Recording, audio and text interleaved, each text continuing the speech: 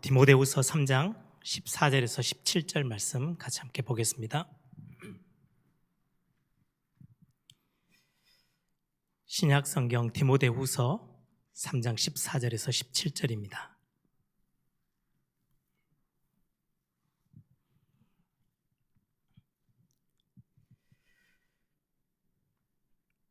우리 찾으셨으면 같이 한 목소리로 읽겠습니다. 그러나 너는 배우고 확신한 일에 거하라. 너는 내가 누구에게서 배운 것을 알며 또 어려서부터 성경을 알았나니 성경은 능히 너로 하여금 그리스도 예수 안에 있는 믿음으로 말미암아 구원에 이르는 지혜가 있게 하느니라.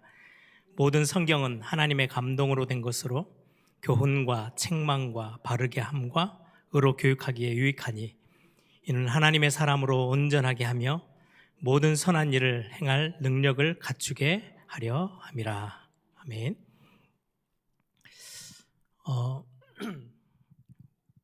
우리 지금 YBS를 통해서 지난 초대교회 역사들을 좀 같이 함께 살폈고요.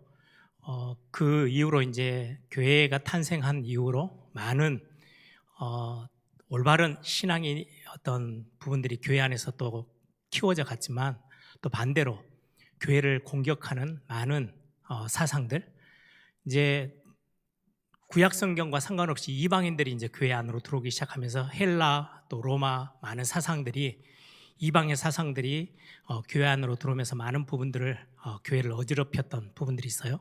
이제 그런 부분들을 바로잡기 위해서 교회가 중요한 회의들을 거쳐가면서 우리의 신앙은 이거다 이제 확정을 짓는 그런 어떤 역사들이 계속 반복되어져 갑니다.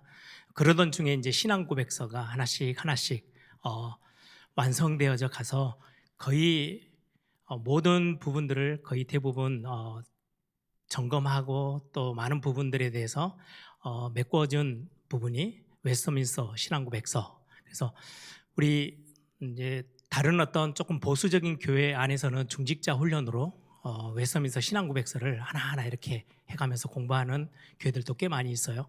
그래서 이번에 같이 YBS를 통해서 웨스트민스터 신앙 고백서, 우리 예전에 나영원 목사님이 번역하고 이렇게 쓴 책이 있습니다. 그것들을 참고하시면서 웨스트민스터 신앙 고백서는 굉장히 두꺼워요.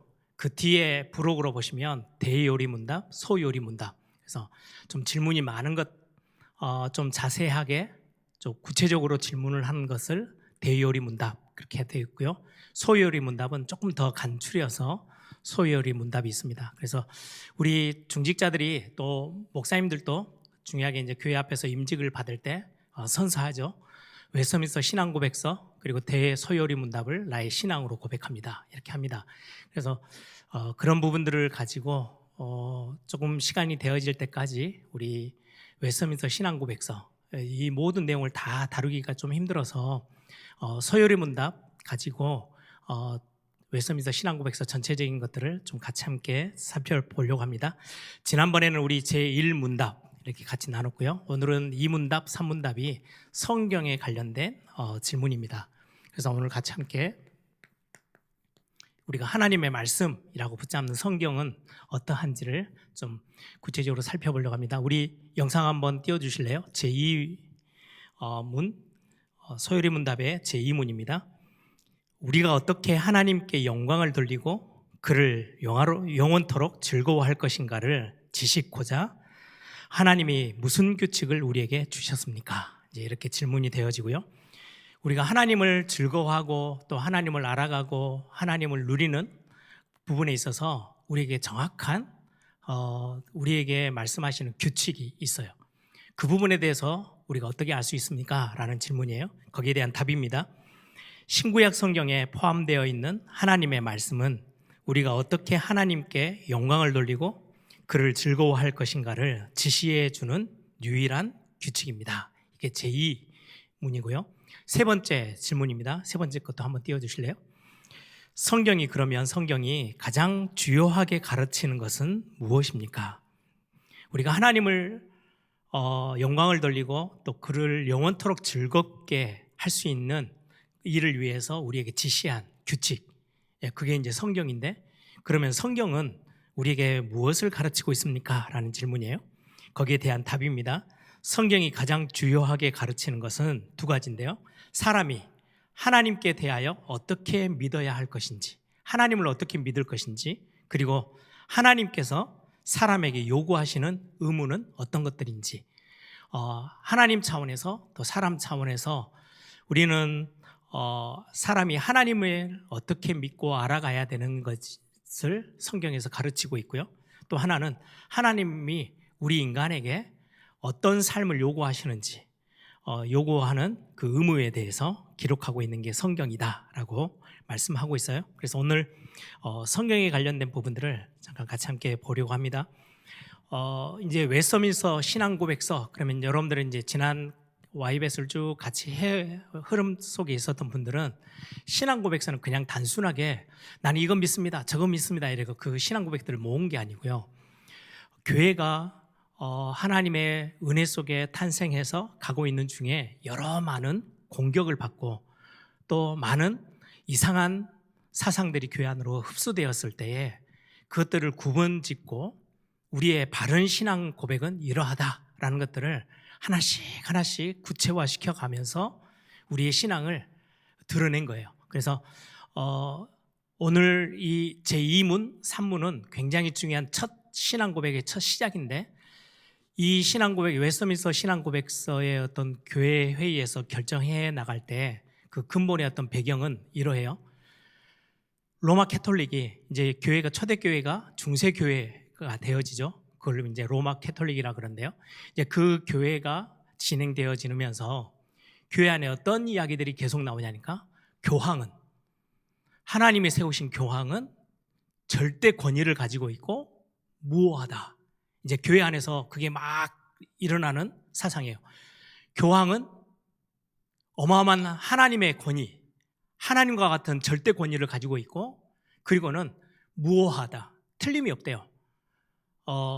그런 어떤 사상들이 교회 안에 굉장히 가득 차고, 거기는 이제 교회를 이렇게 정치적으로 끌고 나가려고 하는 많은 지도 계층들이 그렇게 이야기를 했겠죠. 그러면 위에서 한마디를 하면, 지금으로 따지면 목사님은 최고의 권위를 가지고 있고 목사의 말은 무오하다, 오류가 없다 이렇게 말하면은 지금 당장 우리 성도님들이 무슨 이렇게 콧방귀를 낄 수 있는데, 그때 당시는 교황의 권위가 어마어마했어요. 교황의 한마디가 교회를 내 반석 위에 내 교회를 세우겠다. 이 반석을 어떻게 해석했냐니까, 베드로가 이름이 반석이잖아요. 그래서 베드로가 시작되어져 초대 교황으로 세워지는 어떤 그림을 가지고, 그 이후에 세워지는 교회의 가장 최고의 머리인 교황은 절대 권위를 가지고 있고 무하다. 이 말을 신앙 고백에서 교회 안에 막 찬반이 막 나눠지겠죠. 그러면서 최종적으로 교회가 결정한 것은 교황은 무하지 않다. 교황에게 절대 권위가 있는 게 아니고 성경에 절대 권위가 있고, 성경이 무하지 사람은 약하고 부족한 게 투성이야. 그래서 교황도 사람이기 때문에 절대 무호할 수 없어. 성경만이, 하나님의 말씀만이 무호하고 하나님의 말씀만이 우리 인생 전체에, 교회와 우리 모든 삶에 절대 권위를 가지고 있어 라고 이제 확정을 지으면서 신앙 고백서 안에 가장 먼저 그걸 집어넣어요. 그래서 우리 제1문은 하나님의 백성들이 어떻게 살 건가, 하나님을 영화롭게 하며 하나님을 영원토록 즐거워하면서 사는 것, 이제 하나의 큰 주제, 목적을 다뤄놓고는 바로 뭐에 대해서 이야기를 하냐니까요, 성경에 대해서. 그래서 여러분들이 웨스터민스터 신앙고백서 전체를 보시면 제일 첫 번째 주제가 성경에 관련된 부분이에요. 그래서 이 성경에 관련된 부분들을 두 가지 질문으로 질문을 하고 답을 했죠. 그 부분에 대해서 잠깐 좀 살펴보겠습니다. 하나님이 우리에게 성경을 주셨죠. 이 성경이 우리에게 절대로 필요한 이유,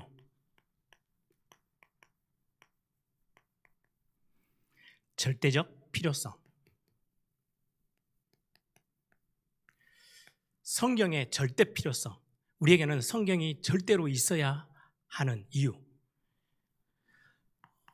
신앙고백서 안에도 설명이 되어 있지만 성경 안에 신앙고백의 거의 대부분의 모든 것들은 성경에서 답을 찾아서 정리를 해놓은 거예요. 그래서 그 부분들을 보면 하나님을 알아가는 것, 우리에게 있어서 하나님을 알 수 있는 최고의 답을 두 가지로 주셨는데요. 그게 정리를 하면 이 단어는 여러분 좀 들어보셨을 거예요. 일반 계시와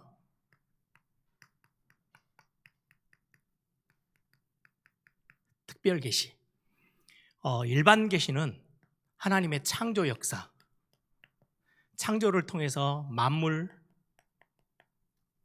자연, 이 안에 하나님을 드러내, 계시라는 것은 하나님을, 눈에 보이지 않는 영이신 하나님을, 본인을, 하나님의 자신을 드러내 보여주는 것, 그걸 보고 계시라고 하는데요. 일반적인 신앙을 갖고 있든 안 갖고 있든 상관없이 하나님이 창조하신 창조의 그 자연 속에 하나님을 알 수 있는 것들을 다 집어넣어놨대요. 그래서 이건 굉장히 중요해요. 여러분들 절대로 부인할 수 없을 만큼 자연을 자세히 들여다보면 그 안에 하나님이, 우리를 지으신 하나님이 계시는구나라는 것을 알 수 있도록 이 안에다가 핑계할 수 없도록, 하나님 없어 라고 부정하지 못할 만큼의 완벽한 많은 답들을 창조 세계 안에 넣어 놓으셨어요. 그걸 보고 일반 계시라고 해요. 그런데 이 일반 계시 안에서는 충분치 않아요. 하나님을 온전히 다 알 수 있는 게 충분하게 기록되어 있지 않아요. 계시되어 있지 않아요. 왜냐니까 죄로 인하여서 오류가 생겼고 우리한테 타락이 왔고 왜곡되어 있는 시선 때문에 우리의 생각과 우리의 모든 것들이, 지식들이, 그래서 일반 계시로 하나님을 알 수 있고 핑계치 못해요. 하나님이 없다라고 핑계치 못할 만큼의 것을 하나님이 자신을 계시하는 것들을 담아두셨는데, 죄인된 우리가 이것 가지고는 구원 얻을 만한 충분한 답을 얻을 수가 없어요. 여러분들, 예전에 제가 그런 어떤 이야기를, 간증들을 들은 적이 있어요. 예전에 신학교 다니면서 미국의 가장 최고의 과학이 발전된 사람들, 최고의 학자들이 모여서 전 우주를 이렇게 연구하고 검토하는 나사, 거기에는 수많은 과학자들, 연구하는 사람들, 최고의 엘리트들이 들어가 있죠. 처음에 들어갈 때는 불신자로, 하나님과는 아무 상관없는 사람으로 이제 그 나사에 들어갔는데 1년, 2년, 3년 연구하고 전 우주를, 그리고 지구를 막 이렇게 살펴보면서 거의 99% 하나님을 인정할 수밖에 없는 사람으로 바뀐대요. 이게 하나님이 아니면 전 우주에 조그만한 지구가 자전하는 그 자전하는 각도, 기울어져 있는 그 기울기, 그리고 전체 우주 안에서 이렇게 지구가 도는, 공전하고 자전하는 모든 속도와 각도와 모든 부분이 조금만 어긋나도 지구는 완전히 시커멓게 타버리든지 아니면 완전 얼음덩이로 덮이든지, 이걸 이제 과학자들이 철저히 과학 안에서 완전한 자기들의 어떤 논리와 객관적인 것 속에서 이제 찾아보는 거잖아요. 그걸 알면 알수록, 연구하면 연구할수록, 더 깊이 들어가면 들어갈수록 하나님이 계시네? 라고 인정할 수밖에 없도록 된대요. 그래서 처음에는 전혀 불신자로 성경도 모르고 하나님도 모르는 과학자들이 나사에 들어갔다가 시간 지나면서 거의 대부분 다 크리스찬으로 바뀐대요. 그럴 수밖에 없는 게 이 자연 안에서 하나님의 많은 계시들을 발견하는 거예요. 하나님 살아계시는 게 맞구나. 이거는 어떻게 인간이 이렇게도 정교하고 만물이, 전 자연이 이렇게도 정교하게, 뭔가 이거는 조물주가 없으면, 누군가 만든 이가 없으면 이건 불가능해 라는 것을 인정할 수밖에 없대요. 그래서 일반 계시라고 했을 때는 창조된 그 세계 안의 거를 바라보면 하나님을 알 수 있는 것들이 있어요. 어느 정도 하나님을 부인할 수 없을 만큼, 핑계치 못할 만큼의 것들이 들어있는데, 죄가 이 땅에 들어오면서 많은 것들을 왜곡을 시켰어요. 그래서 이것으로는 구원을 얻고 영생을 얻고 믿음을 가지고 살기에는 충분치 않아요. 그래서 하나님이 특별 계시를 허락하셨어요. 그래서 특별 계시는 구약으로부터 보시면 어떤 개인에게는 꿈으로도 환상으로도 이적으로도 많은 기적과 이적을 베푸시면서 하나님을 특별한 상황 속에서 드러내 보이셨어요. 그게 점점 진행되어 오다가 신약에 예수님이 인간의 몸을 입고 이 땅에 오신 그때로부터 시작해서 구체적으로 성경, 기록된 하나님의 말씀으로 특별한 하나님을 계시해요. 그래서 이제는 예수님이 성육신 하심으로 인해서 이전에 구약에서 하나님을 계시해왔던 꿈이나 환상이나 이런 것들을 더 이상 하나님이 사용하지 아니하시고 멈추셨어요. 그리고는 완성된 성경으로 하나님을 우리에게 계시하세요. 그래서 전에도 제가 말씀드렸죠. 우리가 믿는 하나님, 이거는 철학책을 뒤져보다 보니까 이 땅을 만물을 지으시는 뭔가 절대적인 존재가 있구나. 그 하나님을 우리가 믿는 게 아니고요. 우리에게 완전하게 하나님 자신을 계시해 놓으신 성경 66권 안에 있는 그 하나님을 우리가 믿어요. 그것보다 훨씬 더 크세요. 그런데 하나님, 우리가 구원을 받고 하나님의 자녀로 살며 하나님의 최고의 은혜와 축복을 누리며 살기에 완벽한 책 단 하나도 그 안에서 발견 안 되어지는 게 없을 만큼 완벽한 하나님을 계시해서 우리에게 보여주시는 책이 성경이에요. 그래서 성경을 가깝게 가는 것은 굉장히 중요해요. 그래서 제가 렘넌트 사역을 하면서, 후대 사역을 하면서 제가 영성합숙을 이라는 어떤 훈련을 좀 시작했었어요. 그때 뭐 이런저런 많은 말들이 있지만 그렇게 시작했던 가장 첫 번째 이유는 뭐냐니까요. 렘넌트한테 성경을 읽게 만들어야 되겠다. 강의에 너무 익숙해 있고 목사님이 하는 그 성경 66권 안에 딱 몇 개를 뽑아서 판서에다가 기록하는, 칠판에 기록하는 성경 구절 그거 하나로만 신앙생활을 하고 있는 렘넌트를 좀 보게 됐어요. 그래서 이거 가지고는 안 되겠다. 성경 자체를 아이들이, 렘넌트들이 좀 읽고 거기에 더 깊이 들어가고 성경을 통해서 하나님을 만나고 성경의 기록을 읽어가면서, 성경을 읽어가면서 하나님을 알아가는 그런 좀 더 풍성한 은혜를 전달했으면 좋겠다라는 이유로 영성합숙이라는 것들을 시작했었어요. 지난주에도 잠깐 렘넌트 한 명이 이렇게 상담을 요청해서 만났는데요. 이런저런 이야기를 하다가 그런 이야기를 해요. 목사님, 영성합숙을 제가 몇 번 참석하면서 자기에게 가장 크게 주신 은혜 중에 은혜가 뭐냐니까 지금도 성경을 계속해서 읽고 묵상한대요. 그래서 그냥 단순하게 메시지로만 멈춰있지 않고 성경을 직접 보면서 읽으면서 확인해 가는 시각이 신앙생활 때문에 지금의 이런저런 많은 복잡한 일들을, 많은 부분들을 분별할 수 있고 거기 안에서 하나님이 주신 계획과 답을 찾아낼 수 있었다고 이야기를 하더라고요. 참 감사한 일이죠. 성경은 하나님이 특별하게 이 안에서 오늘 제 3문에 있는 것처럼 사람이 하나님에 대해서 어떻게 믿을 것인지, 또 하나님은 사람에게 무엇을 요구하고 계시는지, 사람이 해야 될 의무, 우리의 믿음, 생활, 삶이죠. 그리고는 영생 얻을, 그리고 구원을, 이 모든 것들이 성경 안에 기록되어져 있어요.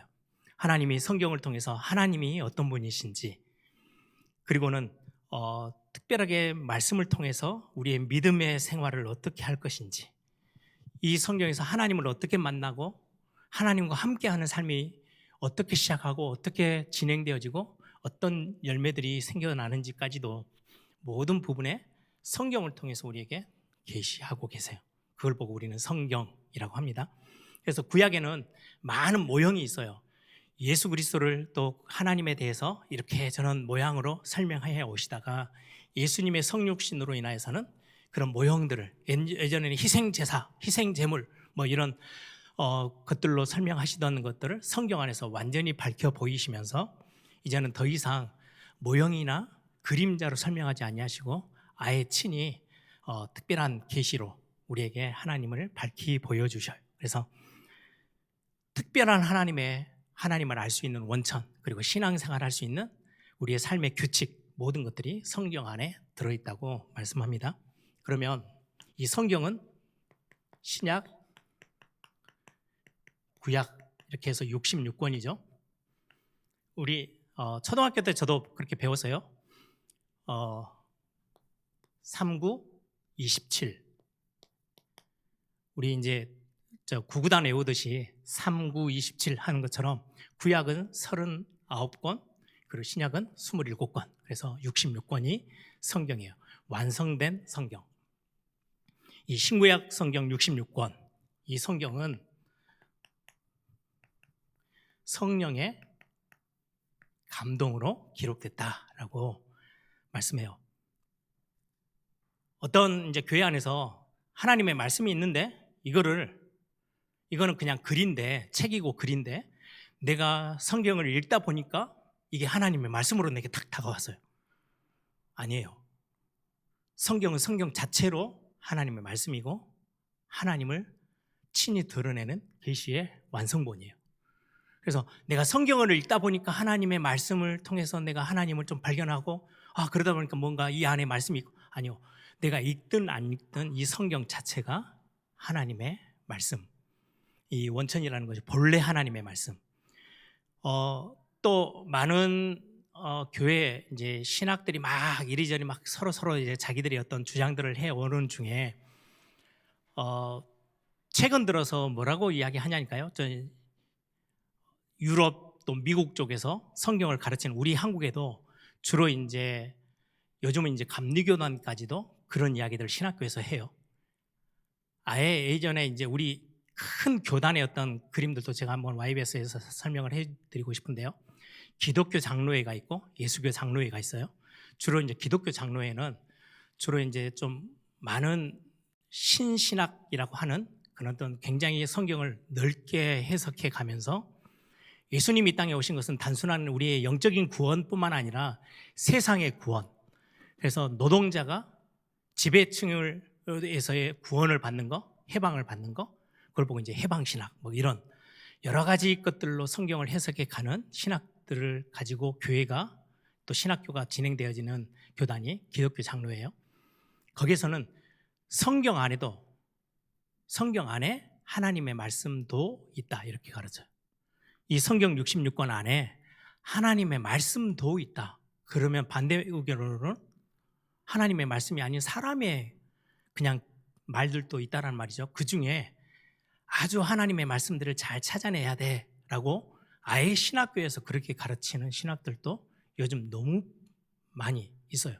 그래서 우리 앞으로 교회 지도자들이, 목회자들이 어떤 신학을 공부하고 어떻게 오는지가 굉장히 중요하죠. 근데 우리의 신앙 고백은 이제 그런 어떤 교회 안에 초대교회 때부터 시작해서 중세 교회로 오면서 성경에 대한, 하나님에 대한 많은 부분들에 대해서 이런저런 많은 의견들이 있는 중에 신앙 고백에서 확정을 딱 짓습니다. 성경 66권, 신구약 성경 66권이 우리의 완벽한 하나님을 계시하시는 성경이라고 우리는 확신한다. 이 성경은 무오하다. 이 성경은 절대 권위를 가지고 있다라고 말하면서 이 성경은 성령의 감동으로 기록되어졌어. 그래서 성경 자체가 권위가 있고 성경 자체가 이 속에 일부가 하나님의 말씀이 아니고 성경 자체 66권 전체가 하나님의 말씀이야 라고 신앙의 고백으로 이렇게 확정을 지어요. 그러면서 신적인 권위, 성경의 신적인 권위, 이거는 스스로 성경 자체가 신적 권위를 가지고 있어요. 성경이 스스로 증명해요. 하나님의 말씀임을. 우리가 하나님의 말씀은 곧 살았고 능력이 있다라고 말하고, 오늘 또 읽었던 본문에 우리는 모든 성경은 하나님의 감동으로 된 것으로 이렇게 하면서 우리는 하나님의 성령의 감동하심, 이 감동하심은 어떤 의미가 있냐니까요. 구약의 창세기를 기록했던 사람, 열왕기 상하를 기록했던 사람, 사무엘 상하를 기록했던 사람, 시편을 기록했던 사람들이 다 달라요. 문화도 다르고 그때 당시 배경도 다르고 다 달라요. 그럼에도 불구하고 그 모든 것 위에 성령께서 역사하셔서 하나님의 말씀으로 그 모든 문화, 문장들, 단어들, 모든 글들을 다 활용해서 하나님을 직접 계시한 책, 성경책. 그래서 성경이라고 성경에서 말씀하고 있는 부분입니다. 한때는 로마 캐톨릭에서는 사도는 어마어마한 예수님과 함께 공생애를 같이 했던 사람들을 사도라고 하잖아요. 사도가 기록한 마태, 마가, 누가, 요한 이렇게 하는 것처럼 성경 안에 사도들이 기록한 이 책이기 때문에 사도들의 권위로 인해서 성경은 어마어마한 권위가 있는 거야. 선지자들, 엘리야 같은 선지자들, 하나님이 직접 부름받아 세워서 기름 부어 세우신 선지자들이 쓴 책이기에 권위가 있는 거야 라고 말했던 그 권위는 우리의 신앙 고백에서는 아니야. 그거는 사람이기 때문에 오류가 있을 수 있어. 그런데 성령께서 직접 친히 감동으로 쓰신 이 성경 자체가 하나님의 신적 권위가 있는 거야. 그 사람들을 활용하고 바울도 활용하시고 베드로도 활용하고 성경에 있는 많은 하나님의 사람들을 가지고 하나님이 직접 하나님의 자신을 드러내는 말씀으로 우리에게 주셨어 라고 우리는 그 신앙을 우리의 신앙으로 고백하는 거죠. 하나님 자신이 성경에 대해서 신적 권위를 주장하고 계세요. 그래서 한때는 성경 66권을 교회가 회의를 통해서 결정했지 않냐. 교회의 권위. 그래서 성경 위에 교회가 딱 서려고 했을 때 교회 안에 그런 많은 갈등들이 있었어요. 그때 다시금 신앙 고백서들을 정리하면서 아니야. 성경 밑에 교회가 있어. 하나님이 성경의 신적 권위의 중심에 있고 그것들을 가지고 성령의 인도하심 속에서 교회가 결정한 거야. 그래서 성경의 권위 밑에 교회가 있음을 확정을 딱 지어요. 그래서 한때는 교회 회의가 성경 66권이 어떤 성경은 아니야, 이거는 맞아 해가지고 66권 이제 성경을 딱 정경이라고 완성을 시켰는데 그러다 보니까 교회 아래 성경이 있는 것처럼 했을 때가 있었어요. 그걸 이제 신앙 고백에서는 완전히 뒤집죠. 신적 권위는 하나님 자신에게 있어라고 고백하게 됩니다. 그리고는 많은 이 성경의 권위에 대한 증거를 교회가 증거하고 성경 자체가 증거하고 성령의 내적인 성령의 감동으로 되어진 이런 부분으로 성령께서 친히 증거하고 계신다라고 우리의 신앙의 고백으로 확증을 짓습니다. 그러면서 충분한 성경, 더 이상 66권 이외의 것은 필요 없다. 새로운 것이 필요 없어. 성경 66권 안에 완벽하게 우리의 믿음, 신앙과 모든 삶에 대한 규칙 충분히 이 말씀 속에 다 있어요. 부족함이 없을 만큼 충분하게 뿐만 아니라 우리가 구원을 얻고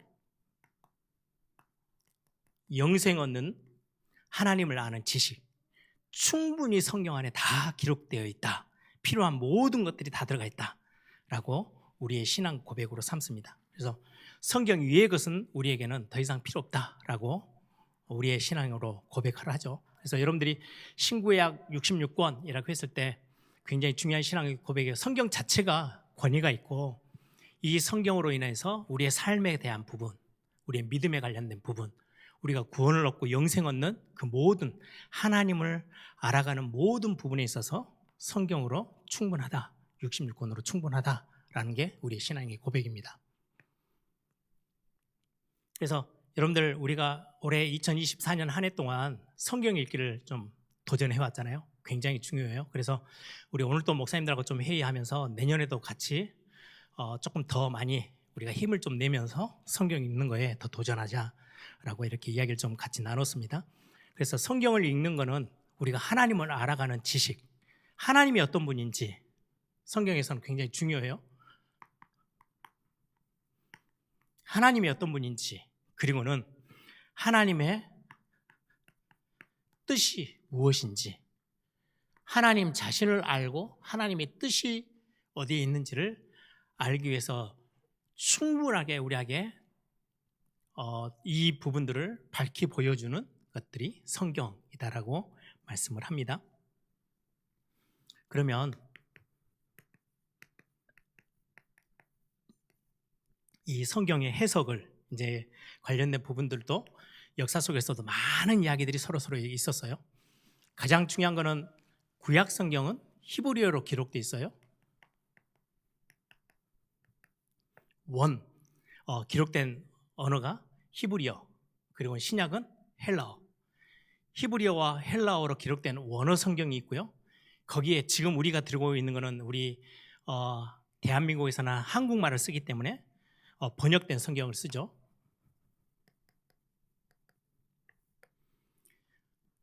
중요한 뭔가의 어떤 부분들을 차이를 찾고자 할 때는 원어 성경을 우리가 더 기준점으로 삼습니다.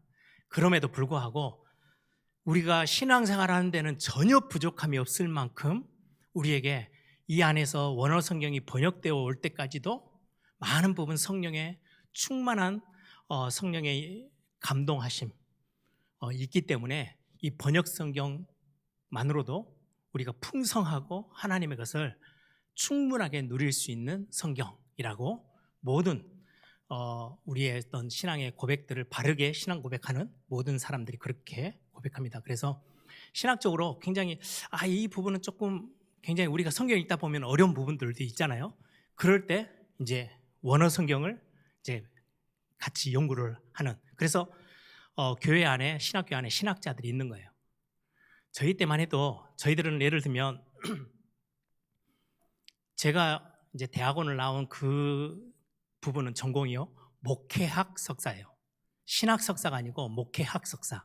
목회학 석사는 목회를 위해서 기본적인 신학을 가르치는 거예요. 그러다 보니까 이제 신학 석사는 뭐 이렇게 구약학, 신약학 뭐 여러 가지 파트들이 나눠 있어요. 그러려면 이제 원어 공부를 굉장히 많이 해야 해요. 근데 목회학 석사에서는 저만 해도 신학교에서는 히브리어, 헬라를 다 배웠는데 지금은 잘 읽어내지도 못할 만큼 어려워요. 다 까먹어 버려가지고 30년 넘게 지나가니까. 그때는 뭐 이렇게 일주일에 3번씩 나눠가지고 단어 시험 보고 헬라 단어 시험 보고 거기에 또 점수가 미달되면 또 낙제하고 막 그러면서 엄청 원어 공부를 하긴 했는데 시간이 지나면서 그 원어에 대한 부분들은 누가 이제 누구에게 맡겨가냐니까요.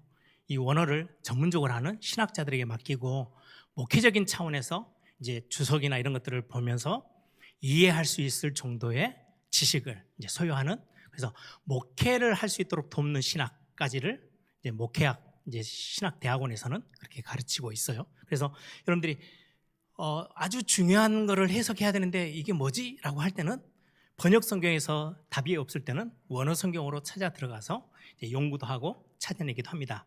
그럼에도 불구하고 우리가 가지고 있는 번역 성경은 필요하다라고 신앙 고백서가 이야기를 하고 있어요. 모든 나라, 언어, 우리 열방과 민족과 백성과 방언, 여러 방언들에게 충분하게 이 성경이 번역되어져서 전달되어지는 게 하나님이 원하시는 거 맞아. 그래서 번역 성경이 우리 손에 주어져 있어요. 예전에는 이 원어 성경 중심으로만 교회가 이야기를 하다 보니까 성도님들은 성경을 읽어낼 수가 없어요. 그러다 보니까 많은 오류가 생겼죠. 중세교회 때 구원에 대해서 교회가 잘못 설명하면요, 이게 판단할 기준도 몰라요. 성경을 읽을 답이 없으니까. 근데 번역 성경이 주어지기 시작하면서 같이 목회자나 성도나 성경을 읽어가면서 같이 함께 인도받을 수 있는 굉장히 중요한 문이 열린 거죠. 그래서 번역 성경 안에도 충분히 구원 얻고 우리 신앙생활을 하며 믿음을 가지고 삶을 살아가며 그리고는 구원과 영생에 관련된 지식을 얻는데, 하나님을 알아가는 지식을 얻고 하나님의 뜻을 분별하는데 풍성하고 충분하다라고 우리 신앙들을 그렇게 고백하고 정리를 합니다. 그리고 필요할 때 우리는 해석을 해야 해요. 해석은 자의적인 해석이 아니고 해석 자체를 뭘 가지고 하냐니까 다른 성경으로. 예를 들면 내가 지금 마가복음을 우리 지금 주일날 오전에 같이 말씀 나누고 있잖아요. 마가복음을 읽다가 해석이 안 되는 거 저도 가끔 넘어가요. 그러면 누가복음에 마태복음에 조금 더 구체적으로 기록된 게 있고요. 이 내용에 관련된 의미들을 가지고 저 구약 성경에서 해석할 때도 있고 신약 성경 다른 성경에서 또 언급하는 부분들도 있어요. 그래서 이 해석에 관련된 부분은 내가 잘 못 알아듣는다고 내 나름대로 해석해내는 게 아니고 다른 성경들을 참고해 가면서 성경을 해석하는 게 가장 올바른 방법이에요. 그래서 성경에 필요하면 연구도 해야 되고 우리가 많은 신학 공부를 하면서 또 신학 공부했던 분들의 이야기도 듣고 우리가 나영화 목사님 말씀을 들으면서 이런 부분이 있구나 저런 부분이 있구나. 이제 조직신학은 성경 전체를 한 주제를 가지고 여러 성경에서 그 주제들을 싹 모아가지고 한 편에 딱 정리하는 걸 보고 조직신학이라고 해요. 성경의 말씀은 권위가 있는 하나님의 말씀이야 라는 것을 구약에서부터 또 신약 전체 다 여기저기 다 흩어져 있는 것들을 한쪽으로 다 모아서 성경이라는 주제 밑에다가 쫙 다 열거해요. 그러면 굉장히 뚜렷해지고 선명해지는 거죠. 이렇게 해서 이제 신학자들은 자기 나름대로의 어떤 주제들을 가지고 정리하는 그런 어떤 많은 연구하는 그런 자리까지 나아가 있죠. 그럼에도 불구하고 성경은 내가 지식이 있든 좀 부족하든 상관없이 구원을 얻고 내가 믿음의 생활을 감당하는데 전혀 부족함이 없을 만큼 내가 지식이 전무해도 내가 학교 가방끈이 아예 없어도 상관없이 성경 자체만으로도 말씀 듣다가도 구원 얻을 수 있는 충분한 하나님의 은혜로 구성되어져 있어요. 그래서 내가 뭔가 엄청난 지식을 알아야 되고 학교 굉장히 이렇게 정규 교육을 다 받아야만 성경을 이해하는 게 아니고 하나님이 이 말씀을 주실 때는 구원을 얻고 영생을 얻고 또 믿음 생활하며 내 삶을 하나님이 원하시는 방향으로 가지고 가는 데 있어서 우리의 지식의 유무와 전혀 상관없이 충분하고 풍성하게 이해할 수 있도록 성경 66권을 우리에게 주셨어요. 거기에서 이제 조금 더 나아가서 좀 더 깊이 있고 좀 더 구체적인 것들을 찾아내기 위해서 연구도 하고 우리가 신학을 더 깊이 공부하는 것 뿐이지 충분하다.